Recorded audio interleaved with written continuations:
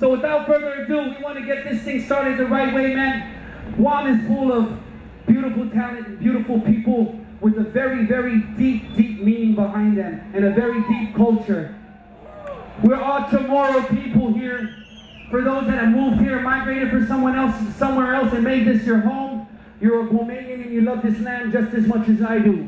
True that, true that. I have some very important friends and some very special friends in the house tonight that I'd like to bring to the stage who promote positivity and who promote consciousness. And that's what reggae music and that's what all of this is really about. It's about a conscious movement forward. It's about elevating ourselves as an island, as a people, as human beings. So without further ado, I'd like to call up some Sinaganta. Who heard of Sinaganta in the house? Who heard of that? The poets. The poets. We'd like to call them up to the stage. Actually, we're going to call the guy who's been very influential in making that stuff happen.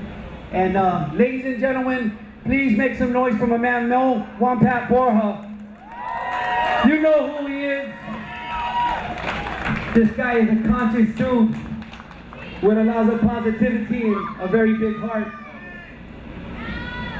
We have a few words we'd like to share with you in a form of poetry and just words from a man's heart. Thank you. All right, off the day. Happy Bob's birthday. All right, so my name is MELVIN WONPAT BORJA. I'm here representing We Are Guam. We Are Guam is a group of, we're a bunch of individuals who really love this island, care about this island. We envision a future of sustainability for all of Guam's people, and we're looking for true prosperity for this island. We have a booth in the back there. If you want to go and check us out, I'm sure you guys have heard, unless you've been sleeping in a cave, there's a military buildup on our horizon. There's 80,000 people looking to move to this island, and we're trying to make sure that everybody knows what's going on and what it's all about and how it's going to affect you. We got information in the back. We're taking comments for people to speak their mind, say their voice, and really represent for what it is that you love and care about. So I'm here to introduce also some of our poets that we have coming to the stage. So I'm just going to speak real quick on this issue, this big issue that's facing us, and then we'll get into the poets. Is that cool? All right. There comes a time in all of our lives when each one of us will reach a crossroad and a difficult decision must be made.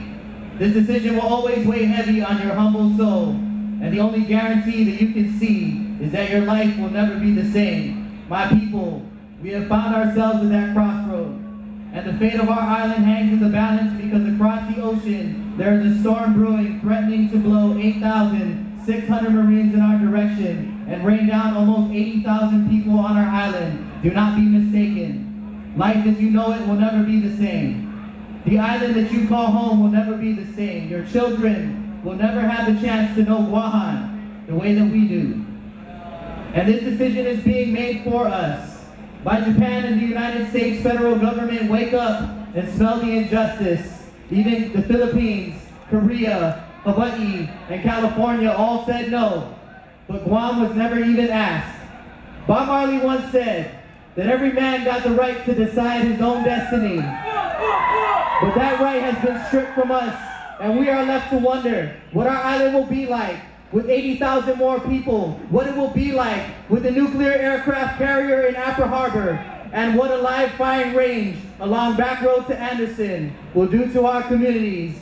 And all these money men who talk fast and prey on the poverty of our people would have you believe that the money will fall from the sky and jobs will sprout out of the ground. And I know it's hard to fight for a cause when you're just fighting to stay alive, fighting to feed your kids, but that is exactly why this is so vital.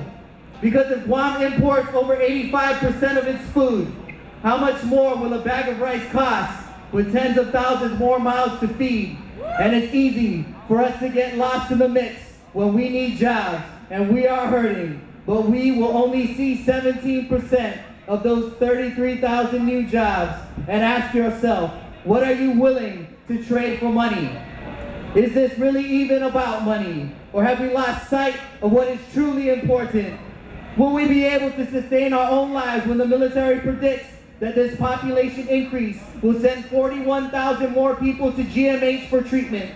Mental health services will receive 20,000 more people to service, and even an increase in DYA by 10,000 kids.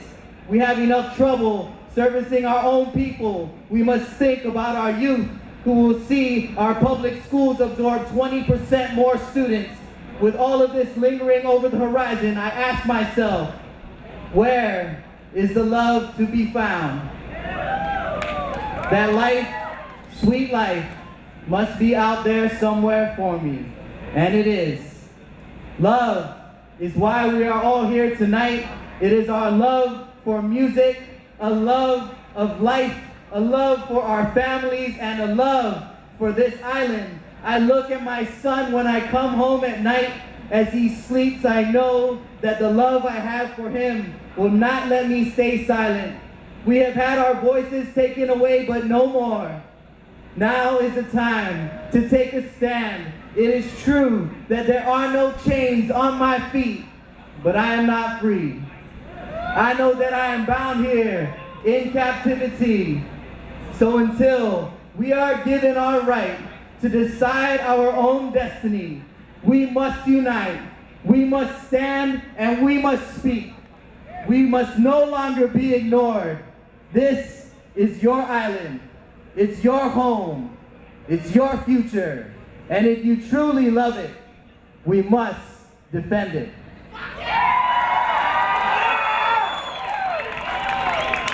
You know, a lot of times when we talk about this issue and we talk about the importance of understanding this issue, we get mistaken for being spreaders of hate.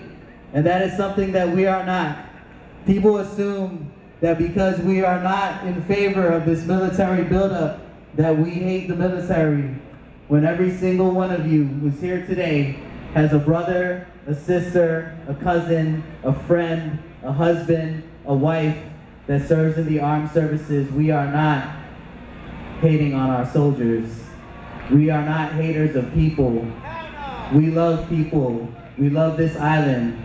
But we want to be able to decide the destiny of our island. This is our home. We cherish it. And this is what we're here to do. I hope you guys are having a great Bob Marley's birthday. I hope you're having a good time.